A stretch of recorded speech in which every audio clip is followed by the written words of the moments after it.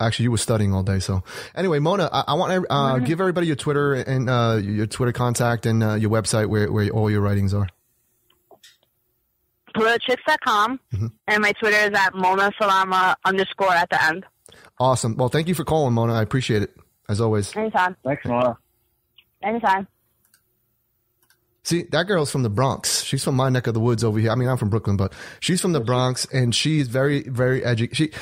People like, may think that she's not very educated. Here she is. She's going to graduate school, and she is always on the road, and she knows her shit, so to speak. You know what I mean, Bill?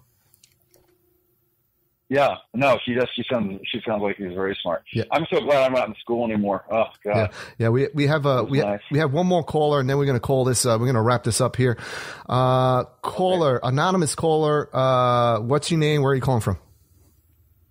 Yes, hi. I'm Magellan, and it's good to get in contact with you all. And it's the first time for me to call, actually. And cool. I follow you on Twitter. Awesome. And I just couldn't resist but get into the dialogue. I do this kind of stuff myself, and just wanted to get in the conversation.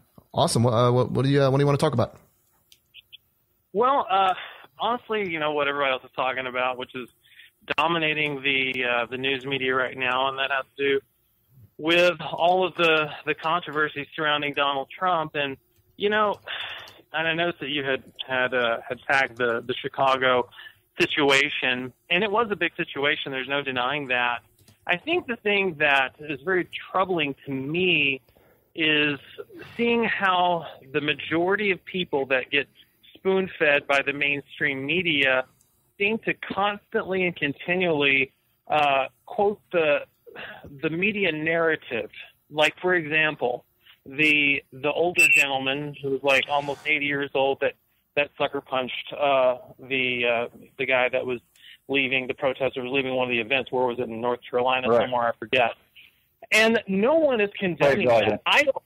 I don't condone that, because even though the guy was protesting, it didn't seem like that he was coming into that guy's space. He should not have punched him. And so I condemn any kind of behavior like that. Having said that, though, it seems like that all you do is hear the Megyn Kellys and all the mainstream media journalists talk about that, when they don't ever talk about the fact that these Bernie Sanders supporters and Hillary Clinton supporters and leftists and even maybe some neocons as well, who were out in Chicago, were really causing more than just a protest of free speech. It went way beyond that and injured police officers and other just folks walking around trying to have a rally. And so they never talk about that. They only talk about one side, and we just have these zombies that just repeat the same narrative, just like when they play the Chicago clips over and over and over again. It's like, I think they think that we're stupid, but I think the truth of the matter is we are waking up, and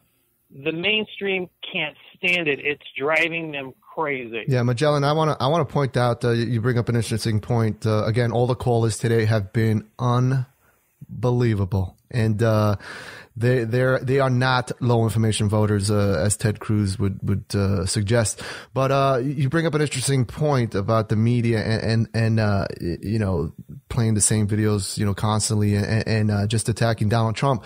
When are they going to go after Bernie Sanders the same way they're going after Donald Trump? Why aren't they going after Bernie Sanders and telling him to disavow what his supporters are doing under his name and his campaign? Why aren't they going after him?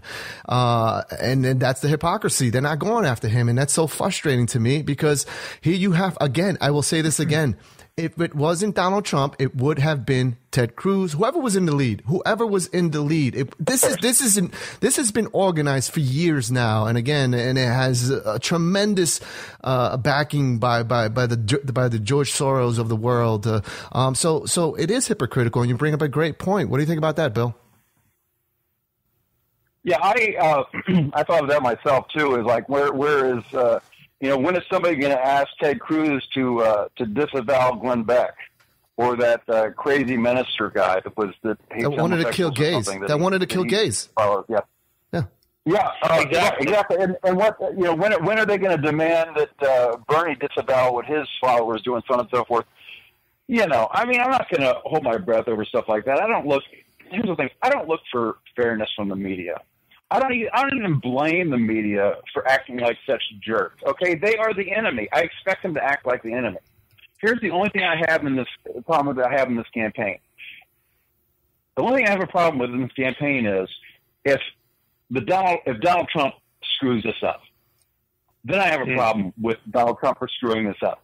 Donald Trump needs to be maximum Donald Trump right now. He needs to be the CEO. He needs to be smart. He needs to be clever. He needs to use his assets around him. If he does those things, it does not matter what anybody else does. Mm-hmm. Yeah, okay, you're right. This thing is his to win, and it's his to lose right now. Magellan. So I don't have a problem if the enemy acts like the enemy. That's fine. Yeah. If Donald Trump is the superstar he's meant to be, we can't lose. Exactly. Magellan, you have another statement or a question for us? We're going to be closing out the show soon. Well, talking about the media, it's no surprise that, and I do agree with you that Donald Trump, he really needs to, and he's surrounded by intelligent people, which most people don't know that or don't believe that, but it's true. And so I know that he is taking the advice and counsel from some very intelligent people. Not that he doesn't think on his own 2 feet, of course he does, but you have to have a team that guides you along the way. But talking about the desperation of the media, it doesn't surprise me. I mean, it's become almost so blatantly obvious that what they're doing. But part of the reason why they're doing it is the same reason why Marco Rubio, remember when his poll numbers were failing the debate before last, and he just kept going after Donald Trump, and it looked bad. Yeah. Even he admitted that it looked bad. In the very same way of desperation, it's almost like the Hail Mary pass. It's the last hope that the media thinks they have. It's the Hail Mary. Failing. We like doing sports references here now because Bill Mitchell, but it was a Hail Mary, and you can't do Trump. Yeah. The only one that could do Trump is Trump. Nobody else. That's true. Right. I like the expression maximum Trump. If Trump gives us maximum Trump from now on, he can't be stopped. George Soros, the Black Lives Matter movement, Bernie's people, Hillary's people, all that stuff, it doesn't matter. Trump, here's the thing, is that Trump is more than Trump. He is the movement. The movement is the wave. The movement is the tsunami, okay? And Trump is the guy surfing the tsunami. He's the guy that got on the wave first, recognized what it was, and he's riding the face of that tsunami. And the only way that he can lose is if he falls off the surfboard, okay? As long as he stays on the surfboard and keeps riding the movement, he's unstoppable. Exactly. Well, Magellan, it's Magellan, right? Right, that's my pin name. I go by Magellan. Yep. All right, Magellan. Well, you've been great. It's a great name. Yeah, it is a great name. You've been great. Yeah, you've been great. Listen, follow us on Twitter at the Patriot 143. Yeah, no, I already am. My Twitter feed. I love Twitter and make sure way to connect. Make sure you follow the expert in all this in Twitter and Bill Mitchell. I hope you're following him as well. If I'll check, and if not, I'll be following him Mitchell. as well. Mitchell, that's not about your show, and just jump in. Yeah, hold on. Mitchell. I'm gonna give his Twitter handle. Please follow him. It's at Mitchell. That's MITCHELLVII. Please follow him. He is famous. He was on the Jimmy Kimmel show. One of his tweets, he actually had oh wow. Yeah, he had Mitt Romney. When Kimmel has them read the mean tweets. Mitchell, tell a story. Why am I telling you a story, Mitchell? Tell your story. I'll just tell a story real quick. Yeah, when Mitt Romney came out against Trump, I just threw out a tweet that I said, here Donald Trump is trying to bring America back from the brink, and Mitt Romney is playing with matches in the bathroom. With the whole idea that he's just not, he's playing and he's risking burning the whole house down. But of course, there were double entendres in there. People thought, he's using matches to get rid of gas or whatever. So apparently, somebody on Jimmy Kimmel show follows me or something. Who knows? But they did the mean tweets, and they had They had Romney read my tweet on the Jimmy Kimmel show. And Romney was left kind of a little speechless by it. And the audience laughed and everything like that. And the funny thing is, we had not heard a peep from Romney in public since he read that thing. He single-handedly stopped Romney. I thought it'd be funny if the Trump campaign, whenever Romney said anything in the future, that if they just said, well, there goes, Romney playing with matches in the bathroom again. Everybody laughed at that. That's awesome. But anyway, the next day on the news, there were like 8 different news shows that all played the bit, from the thing. So I was just watching this thing, thinking, this is hilarious. Because when I sent the tweet out there, it was just one of a million tweets. I didn't even think twice about it, but apparently that one caught on. So. Awesome. Well, Magellan, there's a story. He can explain it. He can explain it better than my stuttering self. But I want you to become a fan of the show. You did a great job. Thank you. I want you to become a fan of the show. Yeah, I'm definitely following now. I actually I retweeted the Patriot as well. Thank you. Thank you. Good. Thank you. Well, in touch and thank you, brother. I appreciate it. I appreciate it. And call anytime we're live. Just give us a call, okay?